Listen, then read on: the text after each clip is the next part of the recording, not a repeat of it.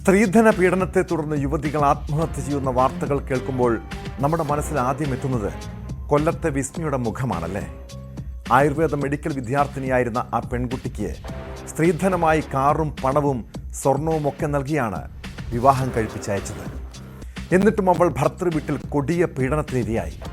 ഒടുവിൽ ആത്മഹത്യയും.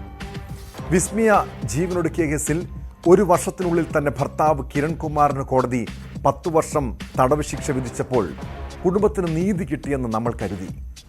എന്നാൽ പ്രതിക്ക് സർക്കാർ പരോൾ അനുവദിച്ചതിന് പിന്നാലെ കോടതി ജാമ്യവും നൽകിയിരിക്കുന്നു.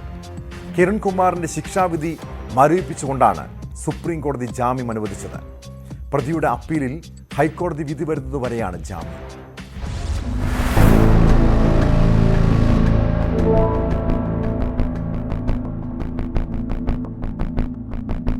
BAMS വിദ്യാർത്ഥിനിയായ വിസ്മയ സ്ത്രീധന പീഡനത്തെ തുടർന്ന് ജീവനൊടുക്കിയ കേസിൽ ഭർത്താവ് കിരൺകുമാറിനെ 10 വർഷത്തെ തടവിനാണ് കൊല്ലം ജില്ലാ അഡീഷണൽ സെഷൻസ് കോടതി ശിക്ഷിച്ചത്.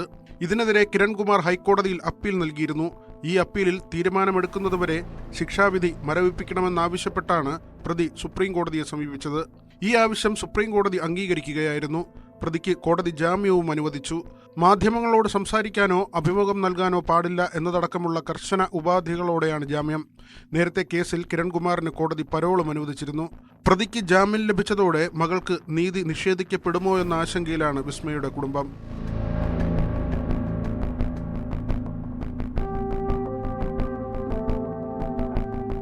കൊല്ലം പോരുവഴിയിലെ ഭർത്തൃവീട്ടിൽ 2021 ജൂൺ 21 വിസ്മയയെ മരിച്ച നിലയിൽ കണ്ടെത്തിയത്.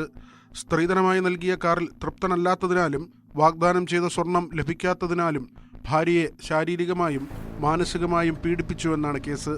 2022 മെയ് 23 കിരൺകുമാറിനെ 10 വർഷത്തെ തടവിന് വിചാരണ കോടതി ശിക്ഷിച്ചത്. 12.5 ലക്ഷം രൂപ പിഴയും ചുമത്തി. മോട്ടോർ വാഹന വകുപ്പിൽ AMVI ആയിരുന്ന കിരൺകുമാറിനെ കേസിൽ അറസ്റ്റിലായതിനു പിന്നാലെ സർവീസിൽ നിന്ന് പിരിച്ചുവിട്ടിരുന്നു.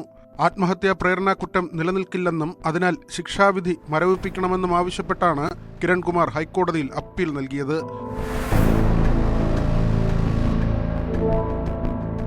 News desk, News 18.